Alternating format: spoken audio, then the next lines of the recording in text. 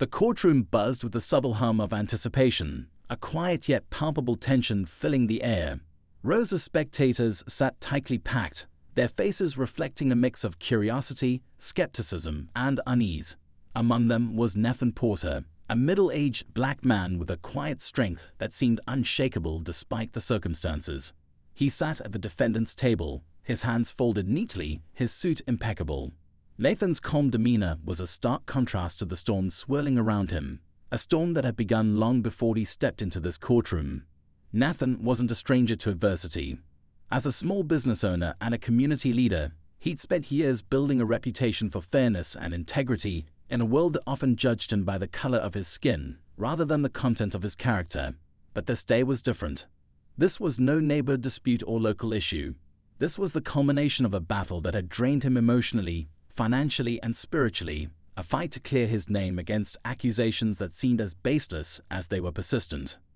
Across the room, presiding over the case, was Judge Arthur Reynolds.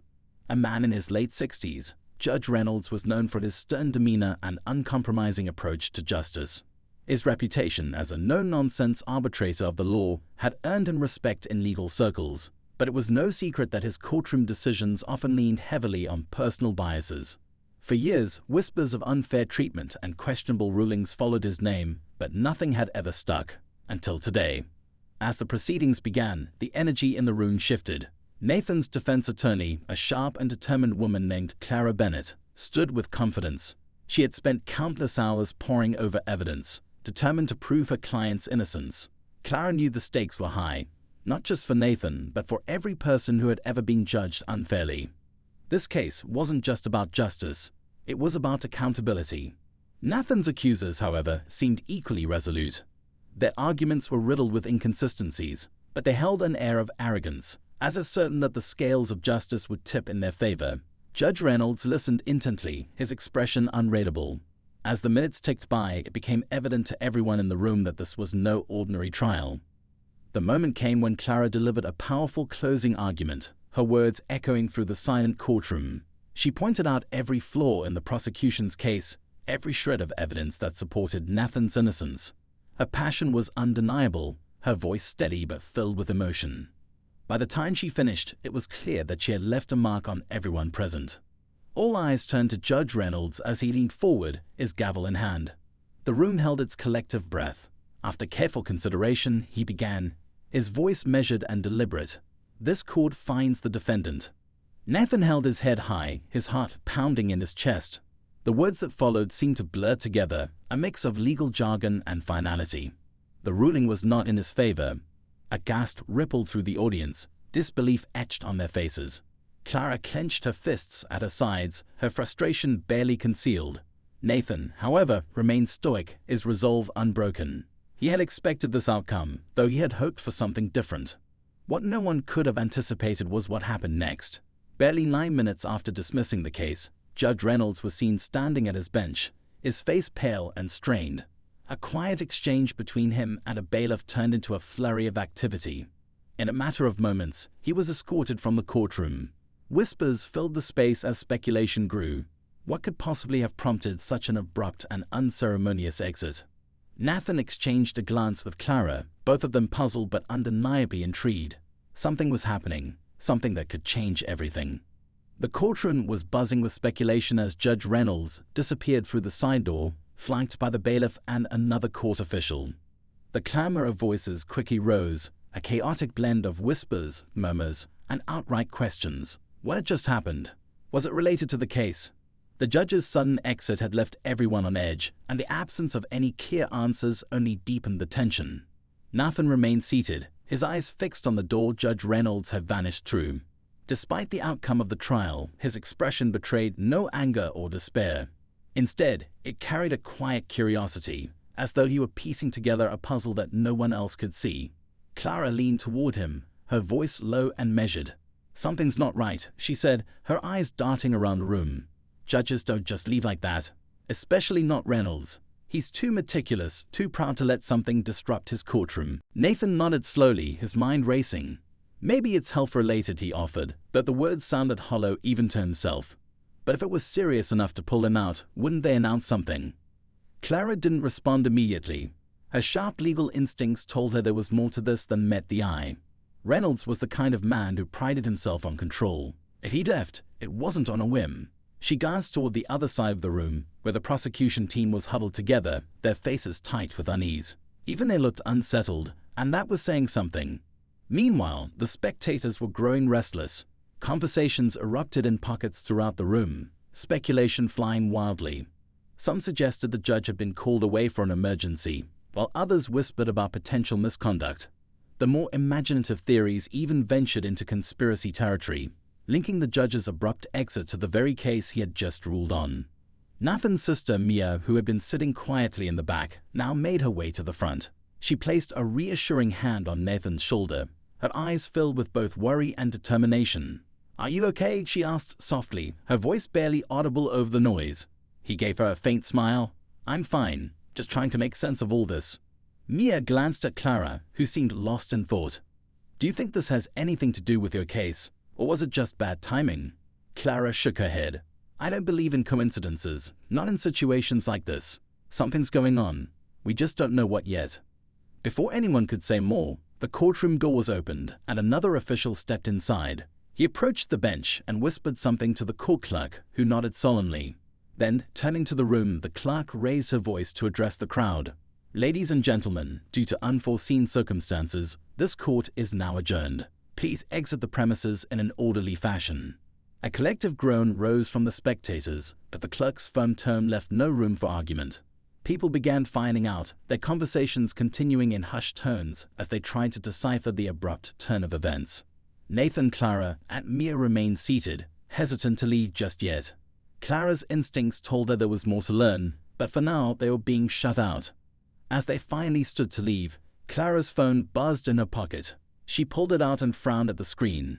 An email from a trusted contact in the legal community had just come through. The subject line read, "Urgent, Reynolds under investigation." Her pulse quickened as she opened the message and scanned its contents. "What is it?" Nathan asked, noticing her reaction. Clara hesitated, her brows furrowing. "It's interesting," she said cautiously, lowering her voice. "A colleague just told me Reynolds might be under investigation by the State Judicial Commission.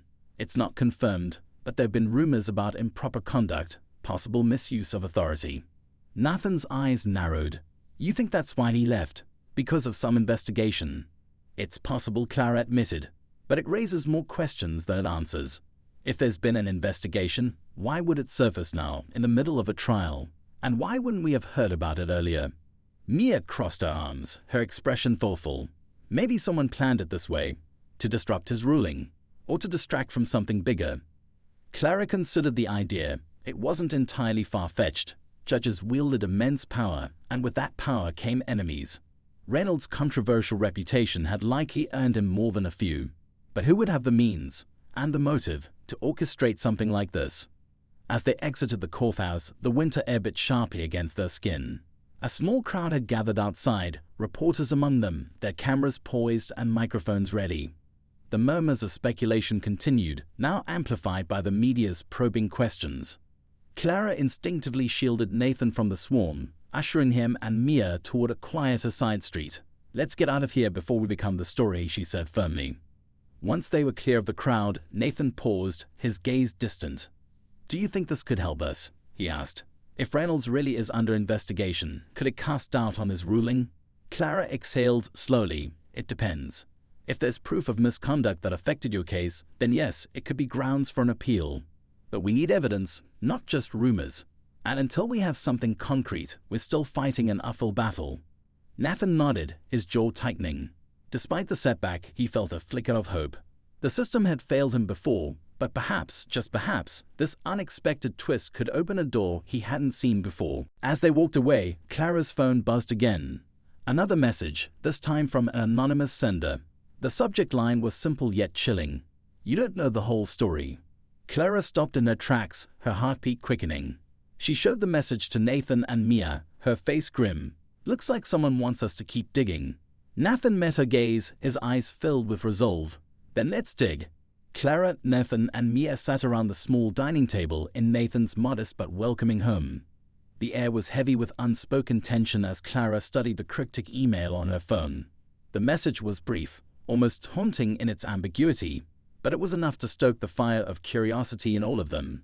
Good had sent it, and what did they know that no one else did?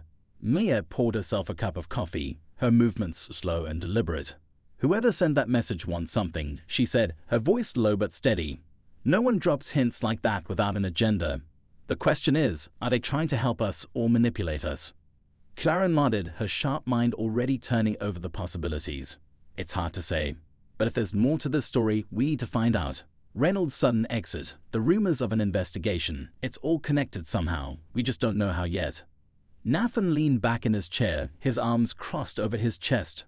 What if they're right? What if we don't know the whole story? Clara, you've been thorough, but even you admitted there were gaps in the prosecution's case, things that didn't add up. Maybe this is bigger than just my trial. Clara looked at him thoughtfully. Nathan was right. There had been inconsistencies in the evidence presented against him.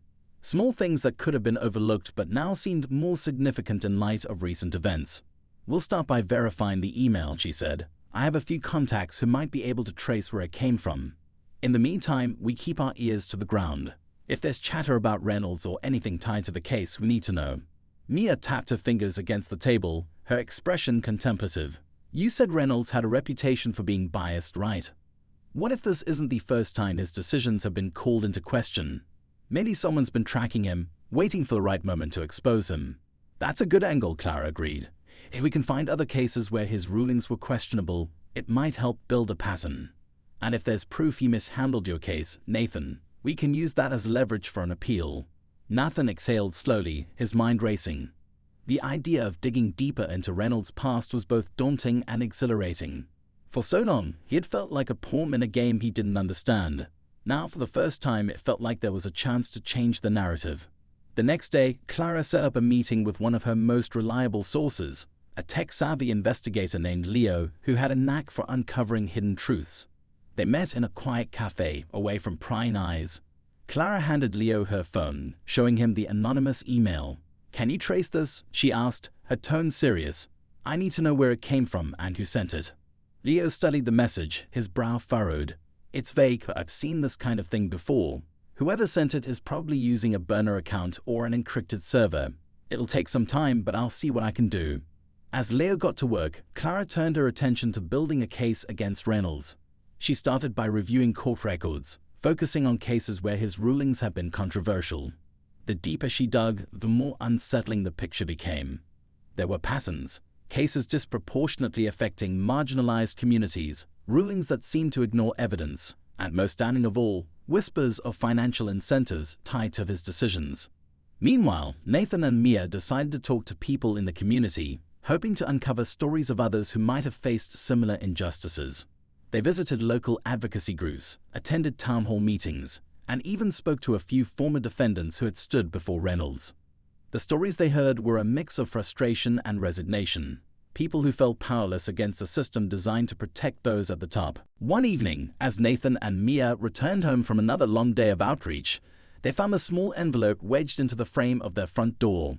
There was no return address, just their last names scrawled in bold letters across the front. Nathan hesitated before opening it, his instincts telling him this wasn't a random delivery. Inside was a single sheet of paper, neatly folded. The message was typed, its words precise and chilling. Stop digging, or there will be consequences. Nathan's stomach dropped as he handed the note to Mia. This just got a lot more serious, he said quietly. Mia's face hardened with resolve. It means we're onto something. Someone's scared of what we might find. When Clara arrived later that evening, she took one look at the note and her expression darkened. This isn't just about Reynolds anymore, she said. Whoever sent this doesn't want us finding out the truth. That makes it even more important that we do. Leo called the next morning with an update. He hadn't been able to trace the anonymous email to a specific person, but he had uncovered something equally intriguing. The email was routed through a private server owned by a law firm, one that has a long history of representing high-profile judges. He explained, it's not definitive, but it's a lead. Clara's mind raced as she processed the information. If the law firm was involved, it could mean that Reynolds had allies working behind the scenes to protect him. The stakes were higher than ever, but so was their determination to uncover the truth. For Nathan, Clara, and Mia, the fight was far from over. They had only scratched the surface of a story that promised to unravel secrets more explosive than they had ever imagined.